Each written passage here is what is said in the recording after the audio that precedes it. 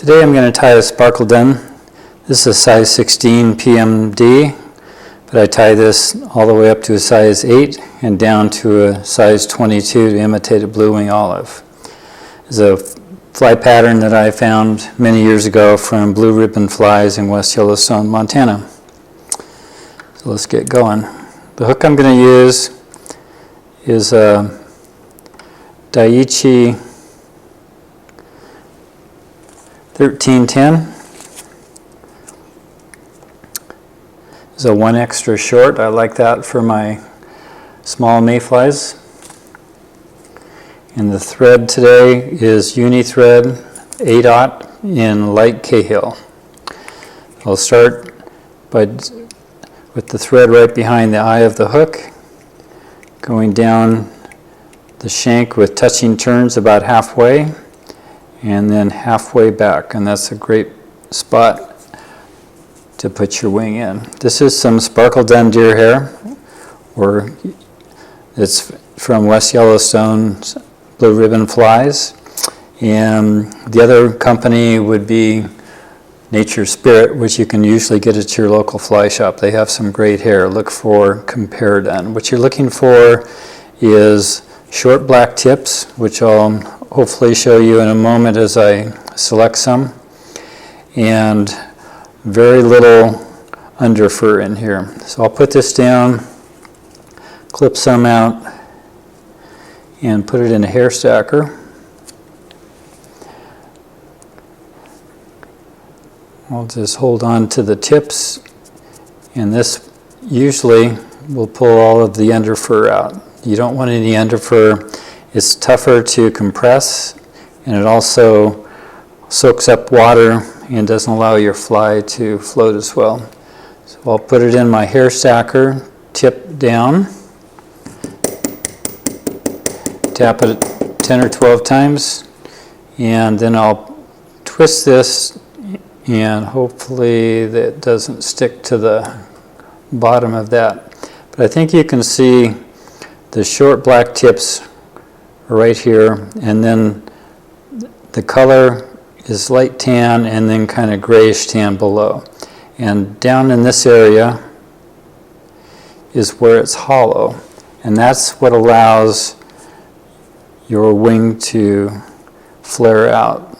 So I'm going to measure it about the shank of the hook and move it a tiny bit. I'm going to put it on top of the hook just a little bit towards me, take 2 soft wraps, and as I pull it, thread torque will pull it on top.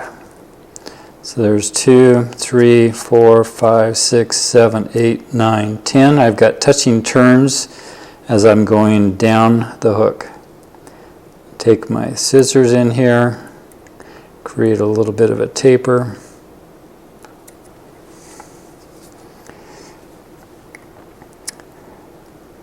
As you can see, most of those fibers are on the top of the hook.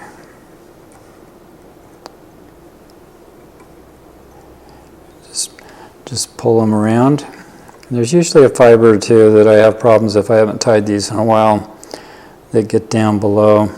Take a few more wraps, and that will secure your wing. Then I'll take some crinkled Zelon. This is Mayfly brown color. I use that for the tail. I take it out. You can see how crinkled that is, but I hang it from a hackle plier, and it straightens it out pretty good, that I can now pull a hunk from it.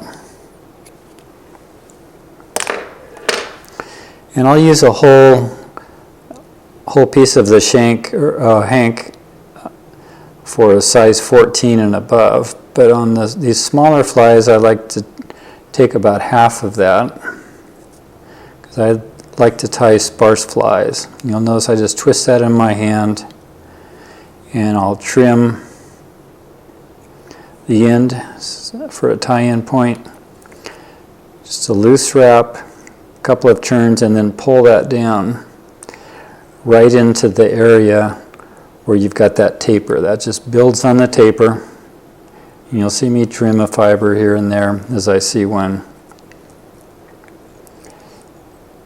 and I'm going back towards the deer hair but not onto it.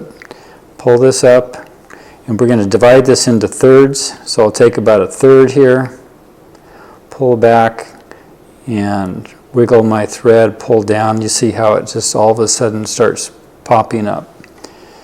Take another third, the same, and then pull all of that back, and I try to take 3 wraps right at the base of the deer hair. And if there's any that folds over, just eliminate those. That'll cause you problems later on, so you might as well just take care of them now.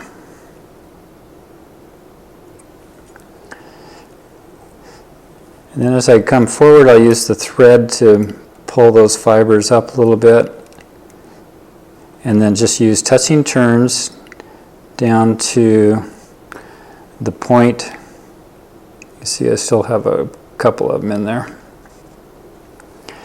So I go down to the point of the hook, then I'll use my dubbing, a super fine PMD dubbing. And you can see I have a big batch here, but that's going to be way too much. So I'll just tease a little bit of that out. And I'll start to put it onto my thread, a little moisture. Go one direction, I go clockwise.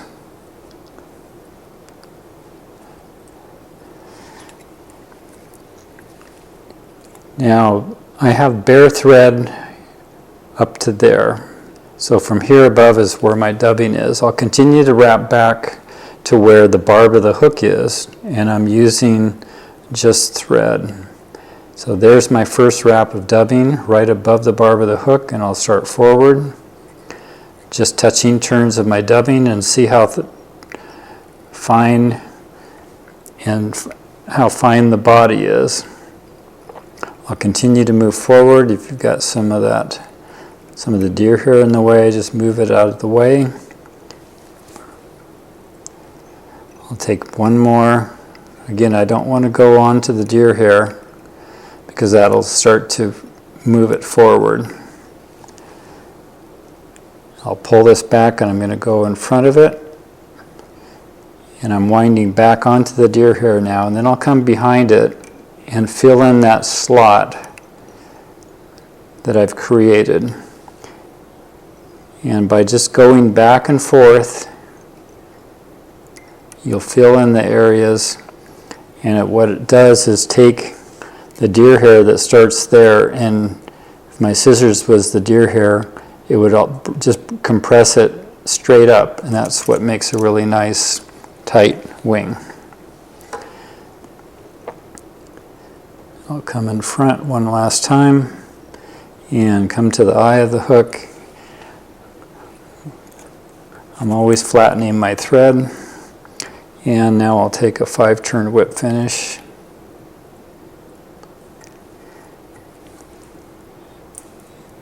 And use the thread right next to my scissors and pull, and there we have beautiful little sparkle done. The last step is to take your Z-Lon, don't pull tight. If I were to cut it now, it would pull back and be too short. So I went about the shank of the hook, so measure that out, and then just let it, don't make it tight, just let it loose and just trim it. And there's your sparkle done. You can find the fly pattern sheet on my website, RiverKeeper Flies, at www.johnkreft.com, and I'll place a link down below for you.